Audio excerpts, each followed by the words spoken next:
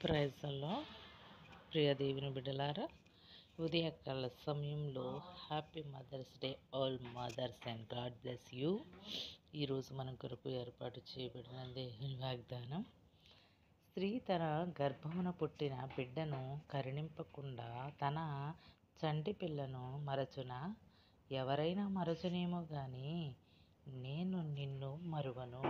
యెషయా గ్రంథము 49:15 అధ్యాయంలో ప్రభు ఎంత అమూల్యమైన వాగ్దానాన్ని మనకిస్తున్నారండి. ఈరోజు తల్లి తన గర్భమును పుట్టిన బిడ్డను కరుణింపకుండా ఉంటుందండి. మనం ఏం చేసినా, తప్పిదములు చేసినా, త్రోవ తప్పిన తల్లి మనల్ని కరుణిస్తుంది. అంతకంటే ఎక్కువగా యేసయ్య నిన్ను మరువను అని చెప్తున్నాడు. ఇంతగా లోకంలో ప్రేమించే తల్లిదండ్రులే మనల్ని మర్చిపోలేకపోతే ఆయన మనల్ని విడిచిపెట్టనని చెప్తున్నాడు. ఉదయకాల సమయంలో ఈ మదర్స్ డేని జరుపుకోవడం ఎంతో సంతోషకరం. మరి ఎందుకంటే యేసయ్య తర్వాత మనల్ని ప్రేమించేది తల్లి మాత్రమే.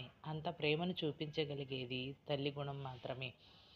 మరి ఈరోజు లోకంలో కమ్మనైన పిలుపు ఏదైనా ఉంది అంటే అది అమ్మ అనే పిలుపు మాత్రమే. ప్రియ దేవుని బిడ్డలారా, మరి ఈరోజు నీవు తల్లిని ప్రేమించేవారుగా ఉన్నావా? తల్లిని సంతోషపెట్టేవారిగా ఉన్నావా?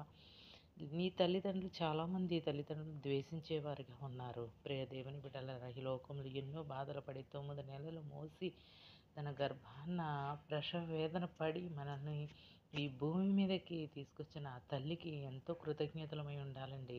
ప్రతి ఒక్కరు ప్రేమించండి మీ తల్లిని, మీ తండ్రిని ప్రేమించండి. ప్రతి ఒక్కరు ప్రేమ కలిగి ఈ మదర్స్ డేని తల్లికి సంతోషంగా ఉంచండి. ప్రియ దేవుని బిడ్డలారా, మరి ఉదయకాల సమయంలో దేవుడు ప్రతి ఒక్క కుటుంబాన్ని దీవించి ఆశీర్వదించాలని, ప్రతి ఒక్క తల్లికి ఆయన దీవెనలు కుమ్మరించాలని వేడుకుంటున్నా.